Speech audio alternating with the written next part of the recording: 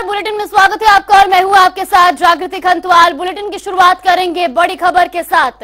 ये बड़ी खबर आपको बता दें, दिल्ली से ये बड़ी और अहम जानकारी। एक देश एक चुनाव पर कमेटी का गठन, केंद्र सरकार ने कमेटी का गठन किया है। तो वहीं आपको बता दें कि पूर्व राष्ट्रपति रामनाथ कोविंद होम के अध्यक्ष लोगों की राय लेगी चुनाव पर गठित कमेटी। साथ ही आपको बता दें कि कानूनी पहलुओं पर भी कमेटी विचार करेगी। ये बड़ी खबर आपको बता रहे हैं दिल्ली से, ये बड़ी और अहम जानकारी, जहां केंद्र सरकार ने कमेटी का भी गठन किया और इस कमेटी के अध्यक्ष पूर्व राष्ट्रपति रामनाथ कोविंद होंगे। हालांकि आपको बता दें कि जेपी नड्डा ने रामनाथ कोविंद से मुलाकात भी की है। वन नेशन वन इलेक्शन, यह एक अभिनंदनीय प्रयास है। हमें प्रसन्नता है जानकर के कि वन नेशन वन इलेक्शन के लिए जो कमेटी बनी है, इसके अध्यक्ष पूर्व राष्ट्रपति माननीय श्री रामनाथ कोविंद जी को की अध्यक्षता में बनी है। इस अभिनव पहल के लिए मैं देश की सबसे बड़ी आबादी के राज्य उत्तर प्रदेश की जनता की ओर से आदरणीय प्रधानमंत्री जी का हृदय से आभार व्यक्त करता हूं। वन नेशन वन इलेक्शन, ये आज की आवश्यकता है। तो ऐसी खबर पर हमारे साथ राज्यसभा सांसद रश्मिकांत वाजपेयी जी जुड़ गई हैं। आपसे सबसे पहले जानना चाहेंगे, जिस तरीके से एक देश एक चुनाव पर अब एक पहल की गई है, किस तरह से इसे देख रही हैं और कितना बदलाव इससे आने वाले समय में देखा जाएगा? लक्ष्मीकांत जी, आपको आवाज मिल रही है मेरी? चलिए ठीक है, उनसे एक बार फिर से संपर्क करने की कोशिश करेंगे। तो आपको बता दें कि ये बड़ी खबर, जहां एक देश और एक चुनाव पर मोदी सरकार ने दांव खेला है, ऐसे में अब इसको लेकर के कमेटी का गठन भी कर दिया गया है। वहीं आपको बता दें कि इसको लेकर के अब तमाम बयान भी आने शुरू हो गए हैं, जहां स्वामी प्रसाद मौर्य ने भी इस पर बयान देते हुए कहा है कि लोकतंत्र की हत्या कर राजतंत्र की स्थापना का प्रयास किया जा रहा है। लोकतंत्र बचाने के लिए सभी एकजुट हों, गफलत में रहोगे तो संविधान बदल देंगे। एक देश एक चुनाव का फैसला संविधान विरोधी उन्होंने बताया है और ट्वीट कर उन्होंने कहा कि लोकतंत्र की हत्या कर राजतंत्र की स्थापना का प्रयास यहां पर किया जा रहा है। वहीं हमारे साथ राज्यसभा सांसद लक्ष्मीकांत वाजपेयी जी जुड़ गए हैं।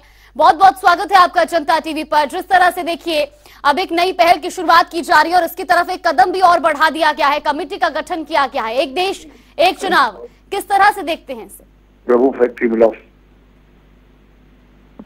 हेलो जी बिल्कुल, आप तक आवाज पहुंच रही है मेरी? गया लक्ष्मीकांत जी, आप तक मेरी आवाज पहुंच रही है? चलिए एक बार फिर से उनसे संपर्क करने की कोशिश करेंगे। तो आपको बता दें कि जहां वन नेशन वन इलेक्शन को लेकर के जहां मोदी सरकार ने दांव खेला है, केंद्र सरकार ने इस पर पहल करते हुए अब कमेटी का भी गठन कर दिया है। तो वहीं आपको बता दें कि केंद्र सरकार की इस पहल के बाद जहां तमाम बयानबाजियां भी अब शुरू हो गई हैं। तो वहीं हमारे साथ लक्ष्मीकांत वाजपेयी जी जुड़ गए हैं, राज्यसभा सांसद। बहुत बहुत स्वागत है आपका जनता टीवी पर।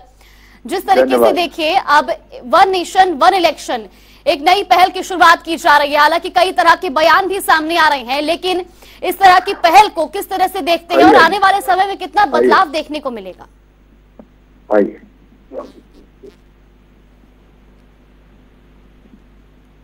हेलो जी लक्ष्मीकांत जी, आप तक आवाज पहुंच रही है मेरी?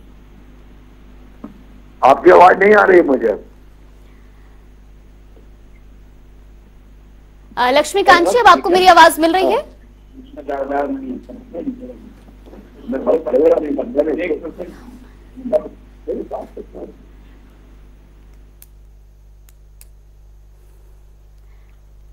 तो ये बड़ी खबर आपको बता रही, जहां एक देश एक चुनाव को लेकर अब केंद्र सरकार ने कमेटी का भी गठन किया है। हालांकि डिप्टी सीएम केशव प्रसाद मौर्य का भी एक ट्वीट कर बयान सामने आया। उन्होंने कहा कि प्रधानमंत्री श्री नरेंद्र मोदी जी के नेतृत्व में ये एक ऐतिहासिक कदम है। देश के हित में एक देश एक चुनाव के लिए उठाया गया ये शानदार कदम है और साथ ही साथ उन्होंने इसकी काफी सराहना भी की है।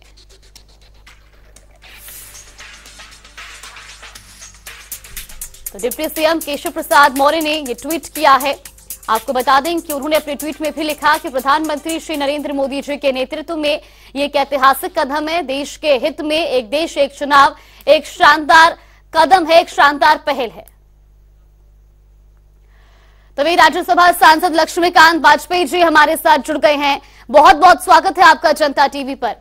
धन्यवाद जी बिल्कुल, देखिए जिस तरीके से अब एक नई पहल शुरू की गई है, एक देश एक चुनाव, हालांकि विपक्ष इसका जमकर विरोध भी कर रहा है, लेकिन इसके लिए अब कमेटी भी गठित कर दी गई है। किस तरह से इस पहल को देख रहे हैं? एक देश एक चुनाव पहले भी होता था जी, और उसके जो लाभ थे, दो लाभ सीधे सीधे अगर मैं बताऊं तो भी इन विपक्षी दलों के दिमाग में तो उतरेगा नहीं। इनका काम है केवल विरोध करना। एक तो खर्चा बचेगा, देश की जनता का पैसा बचेगा, और एक बार बार आचार संहिता लगकर जो विकास बाधित होता वो बंद हो जाएगा जी। ये दो बातों पर अगर विपक्ष सीधे सीधे जवाब देने की स्थिति में हो, फिर भी चाहे विरोध करे, लेकिन इसका जवाब तो दे। बिल्कुल, इसलिए देखिए मेरा निवेदन है जी कि ये विपक्ष को विरोध करने दीजिए। अभी तो प्राइमरी स्टेज है, कमेटी बनी है, कमेटी का फॉर्मेशन का नोटिफिकेशन होना है अभी, और फिर कमेटी के विभिन्न जिनकी स्टेक लगी हुई है इसमें सबसे बात करेगी। बात करने के बाद एक रफ ड्राफ्ट तैयार होगा, वो ड्राफ्ट पब्लिक ओपिनियन के लिए फ्लोट किया जाएगा, तभी सारा विषय आएगा। अभी तो बहुत अर्ली स्टेज है। जी बिल्कुल, बहुत बहुत धन्यवाद आपका हमारे साथ जुड़ने के लिए। वही हमारे साथ राज्य मंत्री कपिल देव अग्रवाल जी भी जुड़ गए हैं। बहुत बहुत स्वागत है आपका जनता टीवी पर। देखिए जिस तरीके से अब ये कदम बढ़ाया गया है, एक देश एक चुनाव, लेकिन विपक्ष इसका जमकर विरोध कर रहा है। जी जागृति जी, देखिए ऐसा है कि ये बड़ा विषय है जी, और सरकार का जो पीछे का मंशा है, उसके पीछे मंशा उसमें कोई राजनीतिक हेतु नहीं है।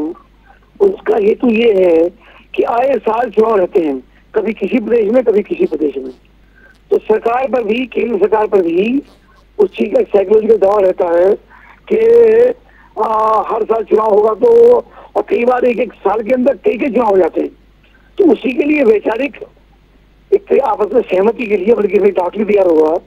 ये अगर बिल आता है तो वो ड्राफ्ट तैयार होगा, एक कमेटी बनेगी। एकदम ऐसा नहीं है इतनी आसानी से सब चीज तैयार होगी, बड़ा विषय है बिल्कुल। और बड़े विषय में ये सबके सहयोग के बिना संभव नहीं है कि सभी का इसमें कॉर्पोरेशन मिलेगा, सभी का सहयोग मिलेगा, तभी जाकर के लागू होगा। देखिए तो कपिल मुझको लगता है कि इसमें कपिल देव जी, देखिए सरकार इसके कई फायदे भी बता रही है, लेकिन विपक्ष का कहना है कि ये लोकतंत्र के ढांचे पर सीधा एक चोट है, इसमें लोकतंत्र खत्म हो जाएगा। लोकतंत्र की जिम्मेदारी केवल विपक्षी नहीं है, उससे ज्यादा जिम्मेदारी लोकतंत्र की उस सत्ताधारी दल की यानी भारतीय जनता पार्टी की है, सरकार की है। और ऐसा नहीं है, सर्वाधिक विश्वास करने वाली लोकतंत्र में कोई पार्टी है तो भारतीय जनता पार्टी है। इससे लोकतंत्र भी सुरक्षित है, कानून का भी सम्मान है, जनप्रतिनिधियों का भी सम्मान है, और सरकारों का भी सम्मान, जिम्मेदारी भारतीय जनता पार्टी की है। उसमें किसी प्रकार का विरोध का कोई प्रश्न ही नहीं है। इसमें एक डॉक्टर साझी रूप से उसकी चर्चा सबको बात करने का, कहने का मौका मिलेगा। ये इतनी जल्दी डिसाइड होगा भी नहीं, और मुझको लगता है कि एक सार्वजनिक उसकी चर्चा होने के बाद उसके बाद ये चीजें तय होंगी। जी बिल्कुल, बहुत बहुत धन्यवाद आपका हमारे साथ जुड़ने के लिए। तो लगातार देखिए तमाम तरह की प्रतिक्रियाएं भी अब आनी शुरू हो गई हैं। एक तरफ जहां सरकार एक देश एक चुनाव का समर्थन कर रही है, उसके कई फायदे बता रही है, तो वही विपक्ष लगातार इसको लेकर के अब विरोध करता हुआ नजर आ रहा है। कई तरह के बयान भी सामने आ रहे हैं, जहां आपको बता दें कि विपक्ष का कहना है कि ये लोकतंत्र खत्म करके राजतंत्र स्थापित करना चाहते हैं। एक तरफ जहां सत्ता पक्ष का कहना है, सरकार का कहना है कि ये एक शानदार कदम है, ऐतिहासिक पहल होगी, और इससे कहीं ना कहीं जो चुनाव के समय में खर्च होता है, जो तमाम प्रशासन बल के लिए एक टेंशन बढ़ती है, वो कहीं ना कहीं कम होगी। लेकिन दूसरी तरफ विपक्ष इसका पुरजोर विरोध कर रहा है।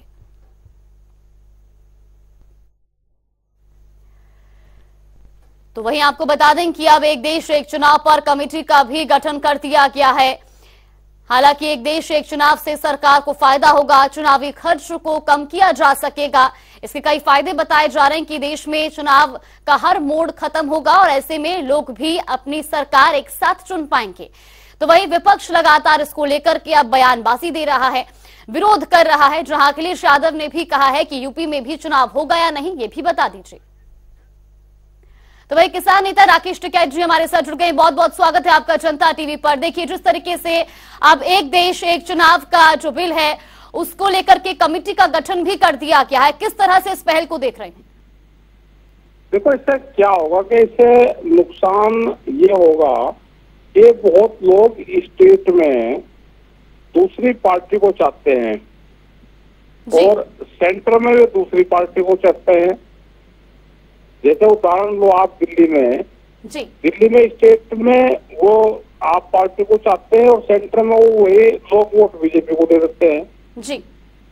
तो अब वो कहाँ रहेगा? तो इनको ये लगता है कि हमको फायदा हो जाएगा, तो स्टेट को नुकसान होता है इन चीजों से जी। अलग अलग अगर उस पर हो तो अलग अलग जनता का फायदा ज्यादा लगता है जी। बिल्कुल, देखिए, लेकिन राकेश टिकैत जी, जिस तरीके से सरकार इसके कई फायदे भी बता रही है, करेंगे जी, कैसे डिसाइड करेंगे? भाई किसी स्टेट की सरकार खराब है, उसको घेरना पड़ गया जी, तो इलेक्शन तो उसमें भी फिर दोबारा होगा ना। बिल्कुल, उसमें कैसे इलेक्शन करवाओगे आप? उसको वो राज्यपाल शासन लागू कर दिया जी। बिल्कुल, लेकिन करवाओगे आप उसमें? लेकिन हर पहलुओं पर देखिए चर्चा करने के लिए, उसके बारे में जानकारी लेने के लिए कमेटी का भी गठन किया गया है और सत्ता पक्ष का तो ये भी कहना है कि इससे कई फायदे भी होंगे, जो चुनावी खर्च है वो कम होगा, तो इससे कहीं ना कहीं लोगों को भी फायदा हो। चलो, उस पर कमेटी है, कमेटी में सब पॉलिटिकल लोगों की जी, आम लोगों की भी इसमें राय लेनी चाहिए। पॉलिटिकल आदमी अपने सिस्टम से हाँ ना का जवाब देगा, लेकिन जो आम लोग हैं उनको क्या इससे रिलीफ मिलेगा, क्या नफा और क्या नुकसान होगा, इनमें सब लोगों से इस पर चर्चा करके जब भी कोई फैसला इसको लेना चाहिए जी। बिल्कुल, यानी कि कुल मिलाकर के अगर इस बिल की बात की जाए तो इस पर आपकी क्या राय होगी? क्या इस बिल को पास होना चाहिए या ये भारत में लागू होना मुश्किल? कोई हमको बुलाएगा तो बिल्कुल हम देंगे राय, बिल्कुल अपनी देंगे जी। इसमें हम भी जनता की राय जान के ही इस पर अपना कॉमेंट देंगे। बिल्कुल, चलिए, बहुत बहुत धन्यवाद आपका हमारे साथ जुड़ने के लिए। तो ये बड़ी खबर आपको बता रहे, लगातार जहां वन नेशन वन इलेक्शन को लेकर के अब कमेटी का भी गठन कर दिया गया है। हालांकि इसको लेकर के कई तरह की मिलीजुली प्रतिक्रियाएं सामने आ रही हैं और इसमें सबसे महत्वपूर्ण बताया जा रहा है कि लोगों की राय इसमें काफी महत्वपूर्ण मानी जा रही है। हालांकि इसको लेकर के जो कमेटी गठित की गई है वो लोगों की राय भी लेगी और साथ ही साथ कानूनी पहलुओं को लेकर के भी इस पर जांच की जाएगी और उसके बाद ही इसे पास किया जाएगा। अभी इसका शुरुआती दौर है, लेकिन अभी शुरुआती दौर में ही विपक्ष इसका जमकर विरोध कर रहा है। विपक्ष का कहना है कि ये लोकतंत्र के ढांचे पर एक चोट है। देखिए, भारतीय जनता पार्टी का देश के संविधान और लोकतंत्र में विश्वास नहीं। One nation one election Bharat के लोकतंत्र में संभव नहीं है। भारतीय जनता पार्टी का वन नेशन वन इलेक्शन में छुपा हुआ एजेंडा है। वो भारत के जितने भी क्षेत्रीय दल हैं उनको समाप्त कर देना चाहती है। वो चाहती है कि देश में केवल 2 ही राजनीतिक दल रहे, उनके नेतृत्व में ही चुनाव लड़ा जा सके। तो आपको बता दें कि वन नेशन वन इलेक्शन को लेकर के कमेटी का जो गठन किया गया है उसके अध्यक्ष पूर्व राष्ट्रपति रामनाथ कोविंद होंगे। हालांकि इसको लेकर के जो कमेटी है वो हर पहलू पर जांच करेगी, हर पहलू पर विचार विमर्श किया जाएगा। तो वहीं आपको बता दें कि लगातार ये प्रतिक्रियाएं भी आपको दिखा रही, जहां अब तमाम विपक्षी दलों की तरफ से भी प्रतिक्रियाएं आनी शुरू हो गई हैं।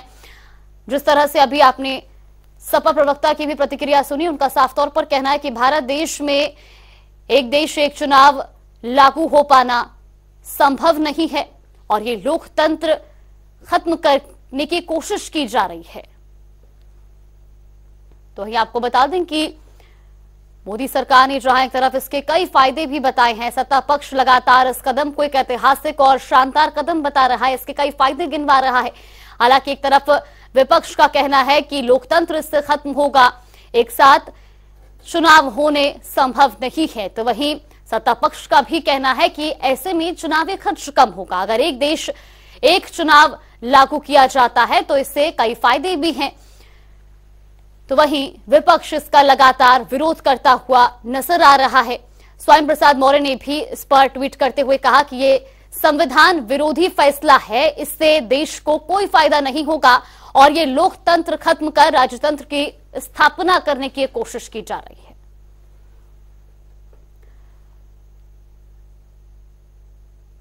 तो आपको बता दें कि एक देश एक चुनाव के लिए गठित कमेटी लोगों की राय भी लेगी, लोगों की भी राय इस पूरे विषय पर ली जाएगी। साथ ही साथ आपको बता दें कि कानूनी पहलुओं पर भी ये कमेटी विचार करेगी। हालांकि इसको लेकर के जहां कई तरह के अब सवाल भी खड़े किए जा रहे हैं, कई तरह के सवाल सत्ता पक्ष से किए जा रहे हैं, विपक्ष इसको लेकर के लगातार विरोध कर रहा है। विपक्ष का यही कहना है कि ये संभव नहीं है, भारत में एक देश एक चुनाव हो पाना संभव नहीं है। तो वहीं सत्ता पक्ष का कहना है कि अभी इसको लेकर के सिर्फ एक कमेटी का गठन किया गया है और वो कमेटी हर तरह से हर पहलू पर जांच करेगी।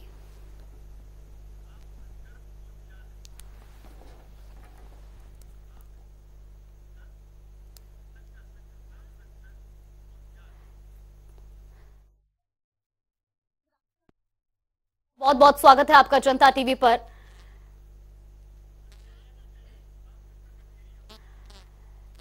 तो वही हमारे साथ सांसद रामशंकर कठेरिया जुड़ गए हैं।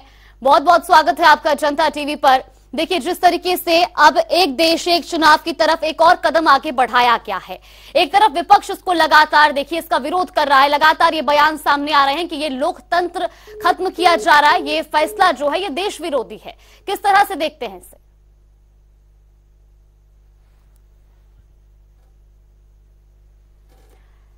तो यहाँ पर तकनीकी खराबी के चलते उनसे संपर्क टूट गया। एक बार फिर से उनसे संपर्क साधने की कोशिश करेंगे। लगातार ये खबर आपको बता रहे, जहां आपको बता दें कि एक देश एक चुनाव को लेकर के कमेटी का गठन किया गया है और ऐसे में अब तमाम तरह की प्रतिक्रियाएं भी आनी सामने शुरू हो गई हैं। हालांकि इसमें सबसे महत्वपूर्ण बताया जा रहा है कि जो कमेटी का गठन किया गया है वो इस पर कानूनी पहलुओं पर गौर करेगी, साथ ही इसके लिए आम लोगों से भी राय लेगी। हालांकि इस बीच आपको बता दें कि भाजपा राष्ट्रीय अध्यक्ष जेपी नड्डा जो है वो भी रामनाथ कोविंद से मिलने उनके आवास पर पहुंचे। हालांकि इस मुलाकात की वजह अभी तक सामने नहीं आई है, लेकिन आपको बता दें कि इस पूरे विषय पर जो कमेटी का गठन किया गया उसके अध्यक्ष रामनाथ कोविंद होंगे। वहीं आपको बता दें कि विपक्ष के नेता भी इसको लेकर के अब लगातार बयानबाजी करने शुरू हो चुके हैं। तो वहीं बीजेपी सांसद घनश्याम सिंह लोधी जी हमारे साथ जुड़ गए हैं। बहुत बहुत स्वागत है आपका जनता टीवी पर। एक तरफ सत्ता पक्ष लगातार इस पहल की सराहना कर रहा है, एक देश एक चुनाव, लेकिन दूसरी तरफ विपक्ष का कहना है कि ये भारत देश में संभव ही नहीं है, ये लोकतंत्र को सीधा सीधा ठेस पहुंचाना है। देखिए, विपक्ष को तो सही काम कोई अच्छा नहीं लगता। विपक्ष का काम है विरोध करना। पिछली बार सदन चल रहा था तो सदन नहीं चलने दिया। अब कोई अगर कोई अच्छे कदम पे अगर सरकार अगर बढ़ रही है ना, तो वो भी बुरा लग रहा है उन्हें, क्योंकि अगर ये हर आदमी चाह रहा है, आज की तरह जनता से पूछ लीजिए कि जो हमारे जो कामों पे इतना बोझ पड़ता है, सरकार जो चुनाव कराती है, क्योंकि अलग अलग आए दिन हमारे देश में चुनाव होते रहते हैं, तो जनता भी चाहती है कि एक चुनाव हो और एक साथ हो। इसलिए कोई दिक्कत नहीं है अगर इसमें अगर सरकार आगे बढ़ रही है तो हमारी। बिल्कुल, लेकिन देखिए एक तरफ अभी सवाल ये भी लगातार उठ रहा है, जिस तरीके से विपक्षी नेता ये सवाल भी करते नजर आए कि एक देश एक चुनाव की सरकार को अचानक जरूरत क्यों पड़ गई, अचानक से ये फैसला क्यों लिया जा रहा है? देखिए, ये कोई अचानक नहीं हुआ है। मेरे ख्याल से 2014 से माननीय प्रधानमंत्री हमारे कई बार कह चुके हैं इससे, और उस पर चर्चा भी हुई है एक आध दो बार सदन में, लेकिन अब समय आ गया तो जरूरत होगी, कर रहा हूँ मैं मानने पर। अभी तो यही पता नहीं अभी तो क्या उनके मन में है, लेकिन ये सूत्रों के अनुसार ही सब चर्चा चल रही है। अब माननीय मोदी जी ने क्यों सदन बुलाया, ये तो बात की बात है जी। घनश्याम सिंह जी, यहाँ पर एक प्रश्न और भी करना चाहूंगी। देखिए, जिस तरीके से सत्ता पक्ष लगातार जो है इसके फायदे गिनाता नजर आ रहा है कि एक देश एक चुनाव होगा तो इसके कई सारे फायदे हैं, लेकिन आम जनता को, लोगों को इससे क्या फायदा होगा?